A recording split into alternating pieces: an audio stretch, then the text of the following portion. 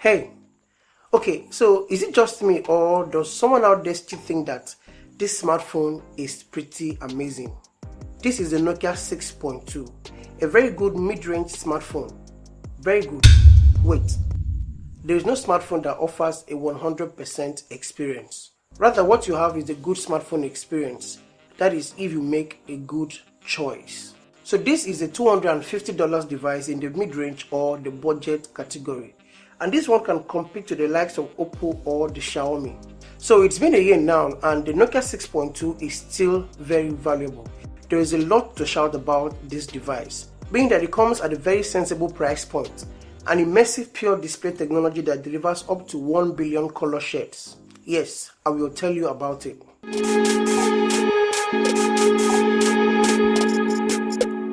Hey, what's going on guys? Welcome back to my channel and another video.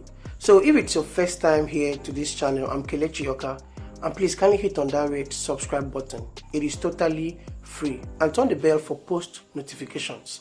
So this is my long-term review of the Nokia 6.2, a solid smartphone with good performance. Although it offers nothing spectacular, but it does not frustrate you in any way.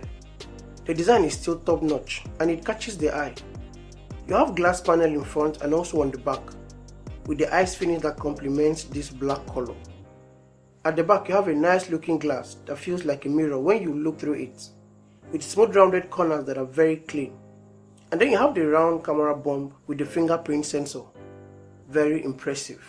So this phone is a cheaper alternative to the Nokia 7.2. They have the same screen size and also the triple camera combination at the back. So this is a 6.3 inches pure display, meaning an IPS LCD screen of 1080p plus resolution with HDR10 support. It is decently sharp, attractive enough to get a passing grade. The blacks are deep with good saturation level, but not as deep as an OLED display, but you have a decent viewing angle on the Nokia 6.3, and the HDR10 allows content to be accurately conveyed. There is also a small water drop notch at the top of the display that houses the front-facing camera.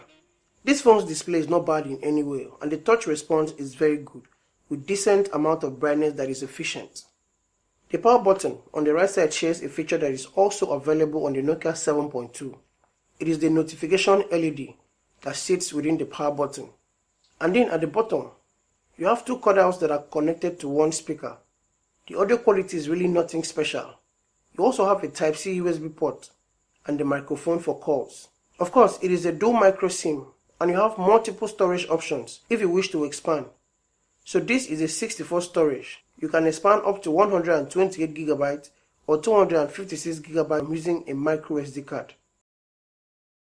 The Nokia 6.2 is part of Google's Android One program, which gives it a stock version of Android operating system. This is Android 9 version and it is upgradable. With the Snapdragon 636, I enjoy a lot of smoothness in gaming, and under the hood is a 4GB of RAM here, with Adreno 509 GPU for graphics.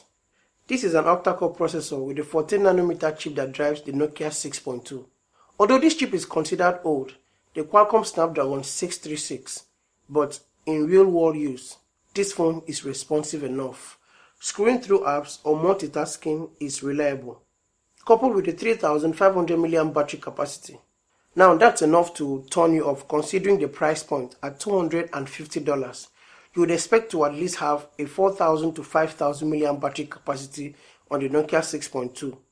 But this smartphone battery excels. Yes.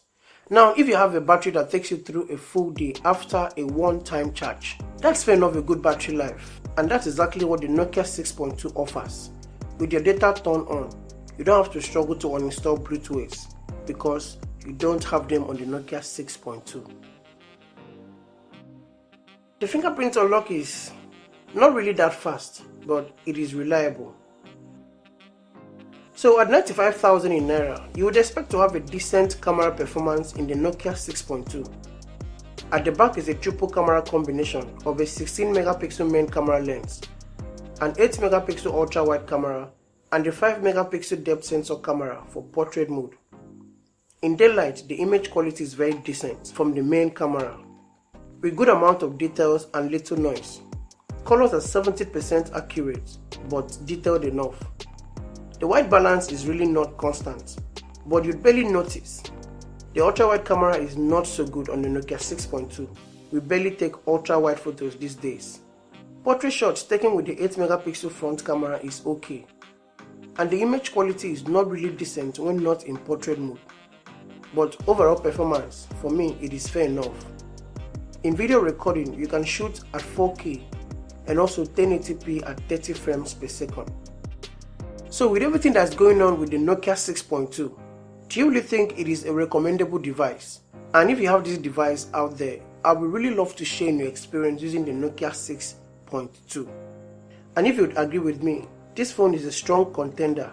It has a pleasing design, good enough specs, and camera that do not disappoint.